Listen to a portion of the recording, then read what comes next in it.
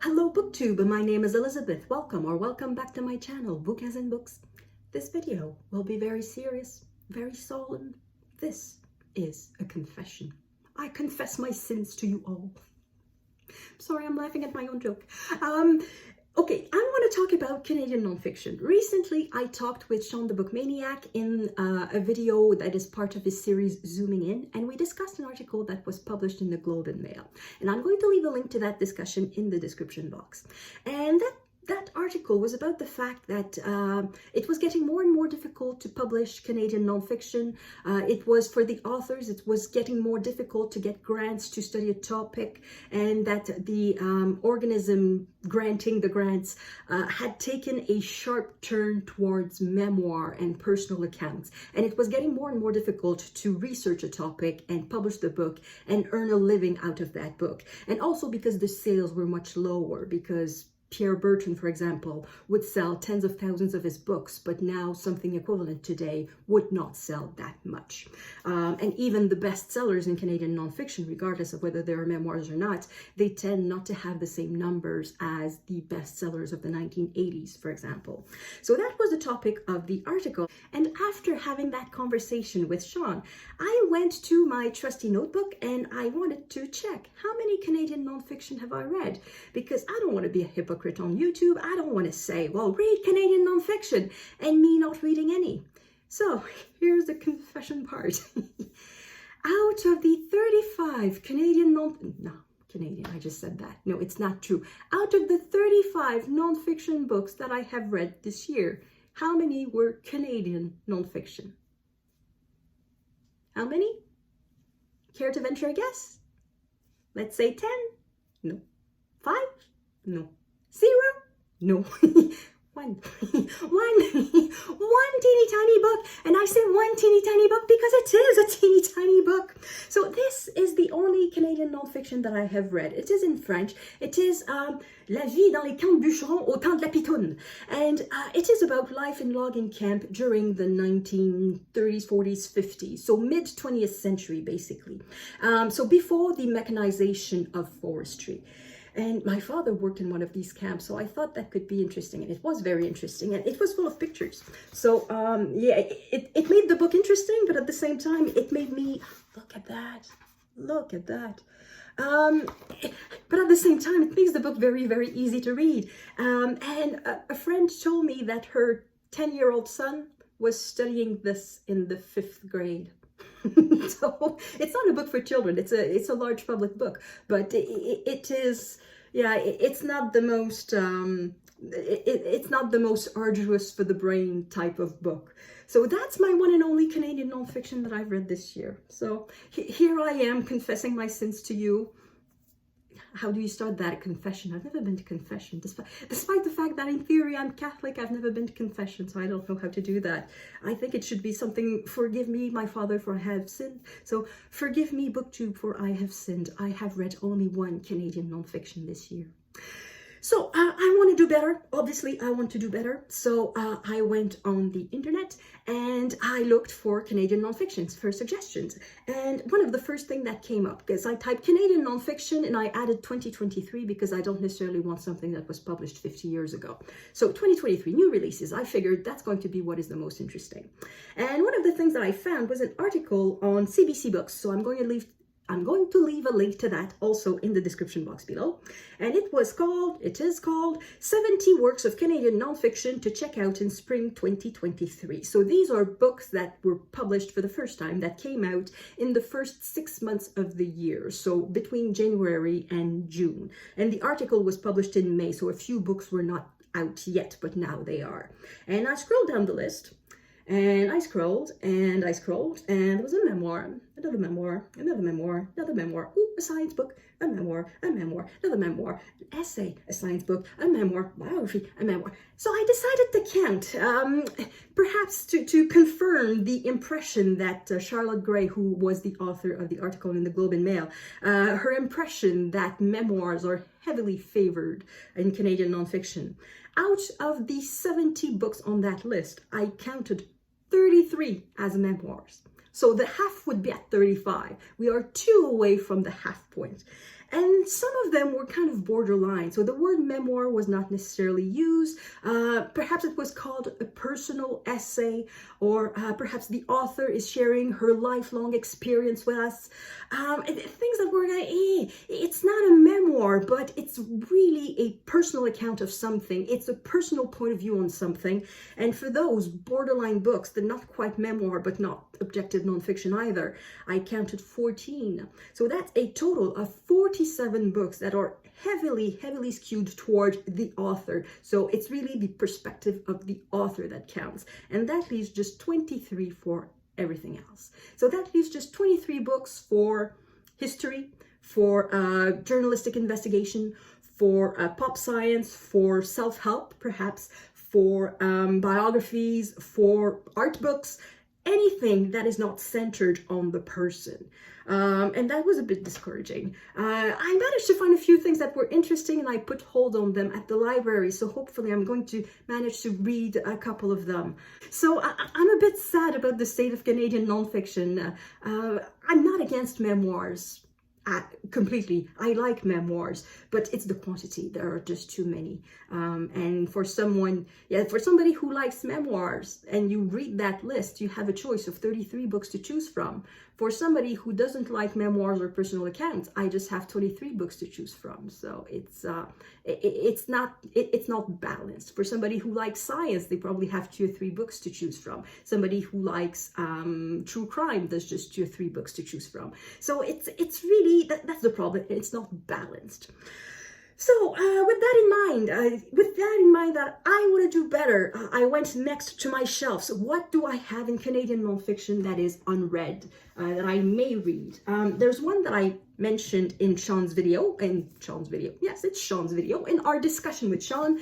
This is Defiant Spirits by Ross King. So Ross King is an art historian. He wrote quite a lot about the Italian Renaissance. So he has written a book about Michelangelo and the Pope's ceiling, so that is about the Sistine Chapel. Leonardo and the Last Supper, so it's about the fresco The Last Supper. Brunelleschi's Dome, which is about the construction of the dome of the cathedral in Florence. So I've read these 3 books, and there's also The Bookseller of Florence that I haven't read yet. He also wrote a book on Monet. I have started that one. It is, oh, you can't see it. So on the other side of that chair, there's a stool, and on the stool is a pile of books that are currently reading, some of them currently being read since November of last year.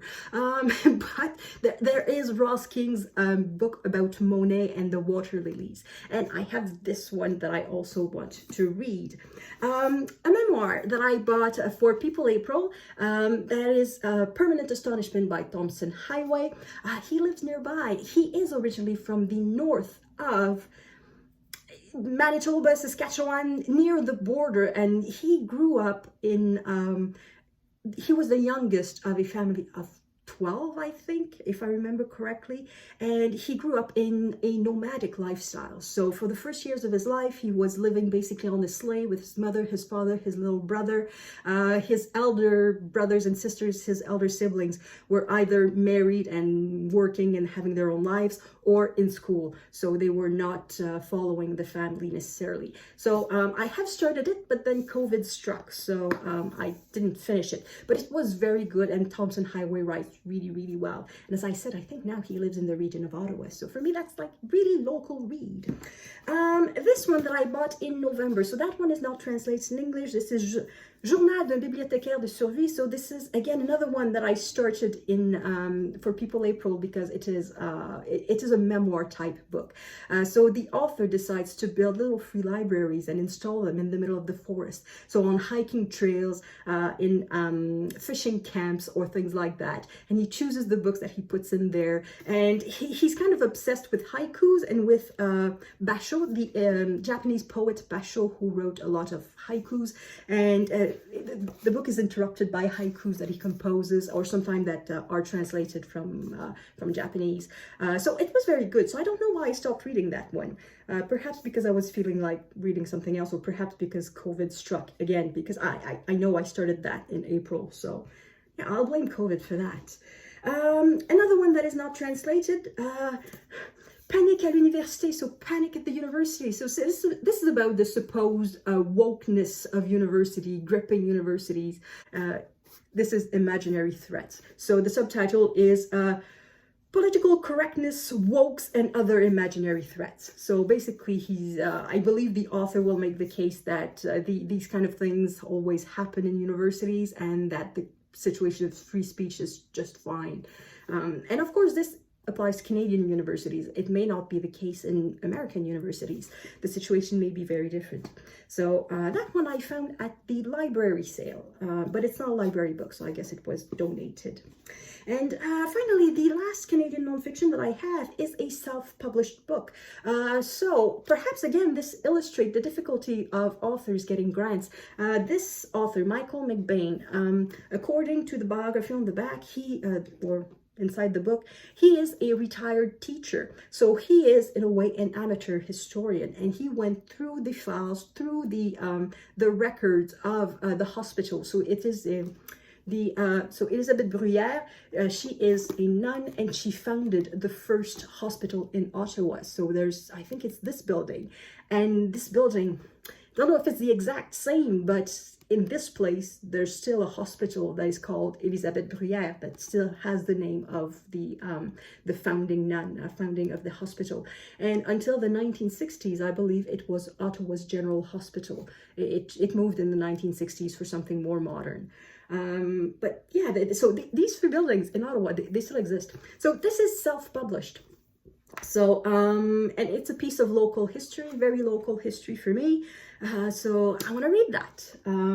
So yeah, so I assume that I don't know how much experience he has, but I suppose if he has never published anything before, he would never have been able to get a grant from the, I think it's called the Canadian Council of Arts. That is the body giving grants to authors. I don't think he would have qualified for anything, which is a shame. Well, I'll read the book before I tell you if it's a shame or not that he didn't get any money for it. But the topic, I believe, is very interesting. So I thought I would finish this video on Canadian nonfiction with some recommendations, because despite the fact that this year I have very pathetically read just one Canadian nonfiction, in the past I have read some more, and some of it is very good. So I'd like to share with you some very good Canadian nonfiction on various topics, so obviously topics that interest me. Some of them may be difficult to get outside of Canada. I did not include any non-translated French Canadian books, so all of these are available in English as opposed to a couple of those that I've just mentioned. I'm going to start with the very Canadian topics first, and then we'll move beyond the Canadian topics. So this is The Inconvenient Indian, A Curious Account of Native People in North America by Thomas King. So this is a history of Indigenous people in Canada, and also how white people viewed Indigenous people. Yes, Indigenous people. For a second I thought I was missing a syllable, but no. And it reads super well. Thomas King is a very good writer, and it's a good book. Just read this book. Somewhat on the same topic, Seven Fallen Feathers by Tanya Telaga. The author is a journalist, and this is a journalistic investigation about the death of seven young people, teenagers in North Bay. That they were all Indigenous, and they were all far away from their homes, because if they wanted to go to high school, they had to leave their northern villages. So they had to go to, did I say North Bay? It's not North Bay, it's Thunder Bay. Sorry, it's Thunder Bay. So they had to go to Thunder Bay, and there have been many suspicious deaths.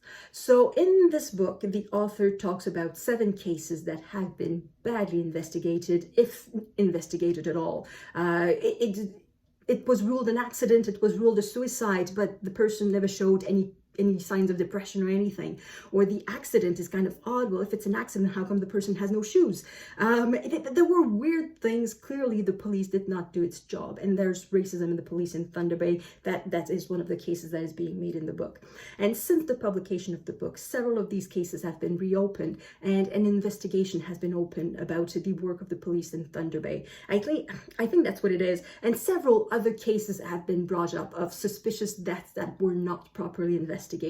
So basically a case of systemic racism in Thunder Bay towards Indigenous people, and particularly young people, because they are far away from their families, they are isolated, and it's a gripping book. It's not an easy read.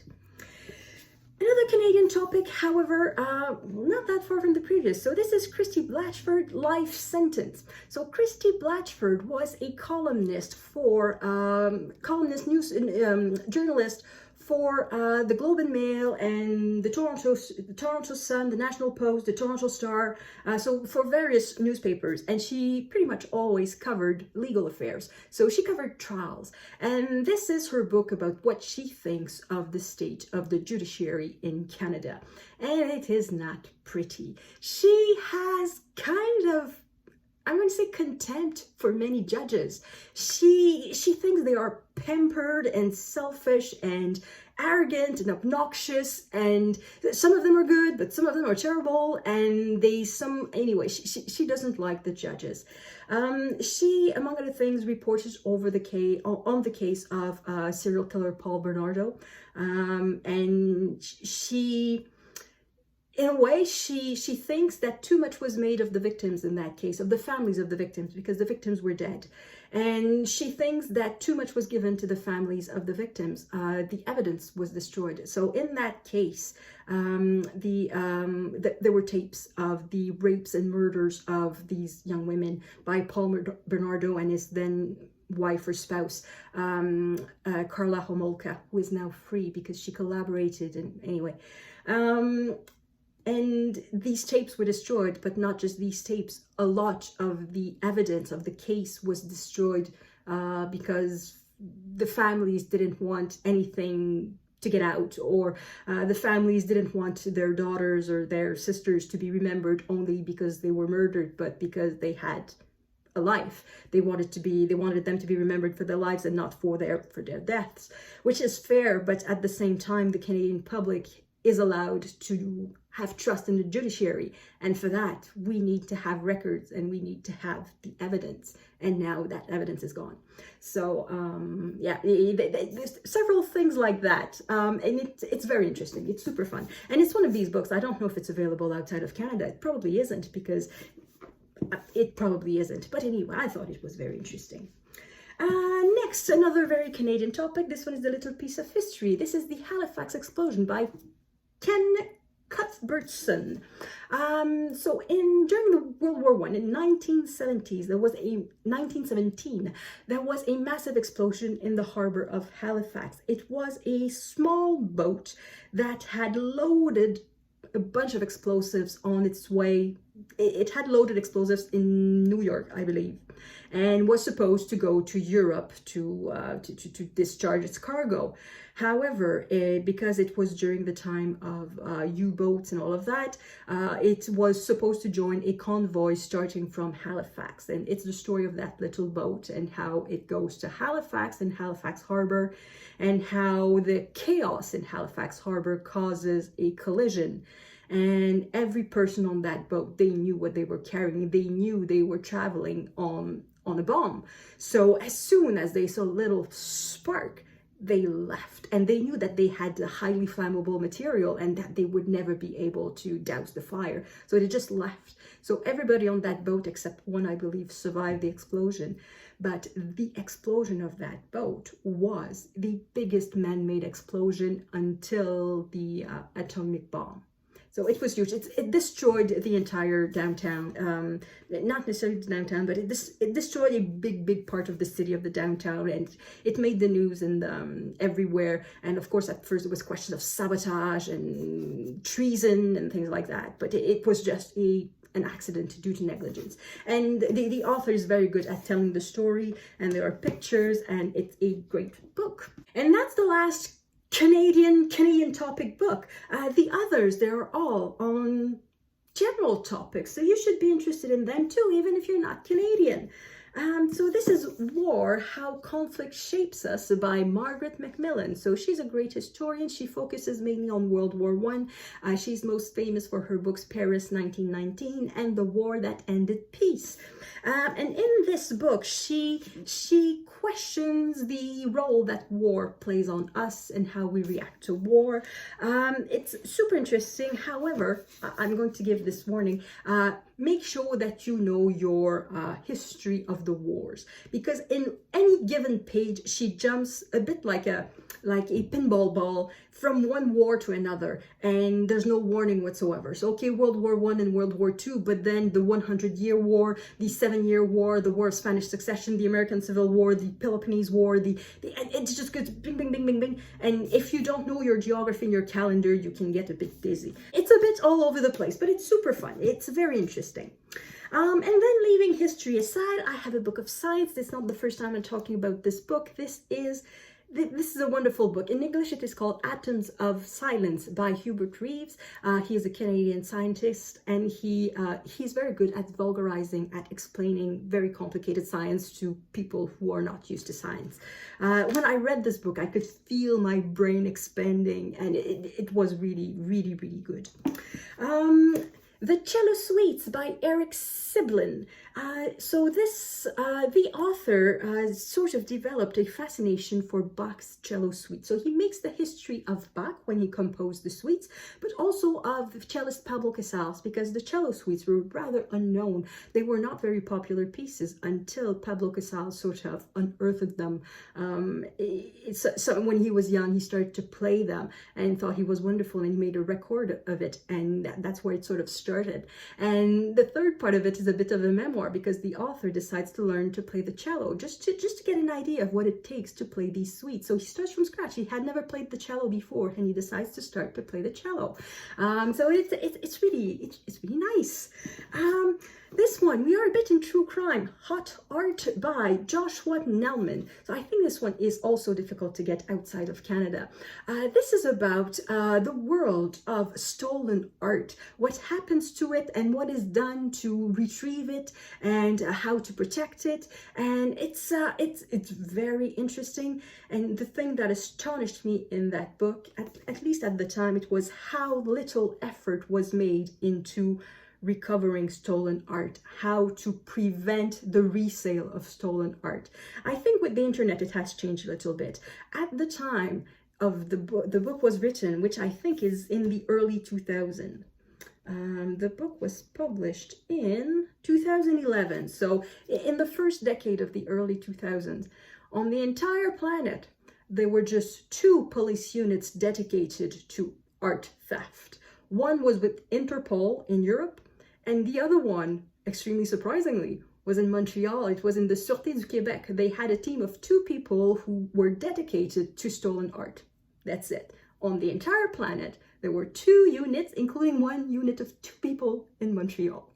So I think it has changed. At the time, there were a lot of questions of should there be a list of stolen objects? Oh no, the people will just destroy the objects. We need to protect them. But it has become obvious now that the more people know that objects are stolen, the harder they are to resell. So the less incentive there is for stolen art. So anyway, it's a fascinating topic, the underbelly of the art world. This again is the underbelly of the art world, but in a different way. This is art 7 Days in the Art World by Sarah Thornton. So the author has reported on art for various newspapers and magazines, and in that book, for 7 days, she spends an entire day in a different side of art. So she spends an entire day with Sotheby's. I think it's Sotheby's, Christie's or Sotheby's, with one of the big auction houses. She spends one day at a museum, like behind the scenes at a museum. She spends one day at behind the scenes, obviously, at some art exhibit, like the Venice Biennale or something like that. And she sort of opens the door to show us what's going on behind the doors, behind the walls, behind the curtains in the art world. And again, it's not pretty. For a little while, every Thursday I would go to the National Gallery of Art, because on Thursday after 4 o'clock or after 5 o'clock, it is free and it's open until 8 o'clock. So I would go to the museum and I would stop by the bookshop and I bought some books. So these 2 I bought at the bookshops of the bookshop of the National Art Gallery. So that's why I have a few art books. But the more you admire art, the more disgusting the behind the scene is, I think. It's easy to get very cynical about art after reading this type of books. But anyway, I like it. I like it. And my last recommendation is a graphic nonfiction. It's not something that I read a lot of, but I like this author, Guy Delisle. So he is the one, that's him. That's him drawing himself, drawing Jerusalem. So his wife works for Doctors Without Borders, and he accompanies her to her various postings. And in this posting, she is in Jerusalem, and he chronicles his life in Jerusalem. So he gives a few lessons on how to draw, a few conferences here and there. That's a bit how he earns his living. He draws for himself, and meanwhile he cooks. And he learns about navigating the city with the roadblocks, with anything that may go on at any given time. And anyway, it's very good. I also read his book about Pyongyang, and he has one about Burma, and he had some that are more personal too, that are less about traveling somewhere and more about his experience, like growing up and things like that. So that is my last nonfiction recommendation, and this video is too long. I always do that. I think, well, this video is going to be only 10 minutes. I need to add some more, and then it's 30 minutes. Anyway, thank you everyone for watching. Let me know in the comments, what do you think of the state of Canadian nonfiction, and what sort of Canadian nonfiction have you read? And that's it for me. I will see you in the next video. À la prochaine!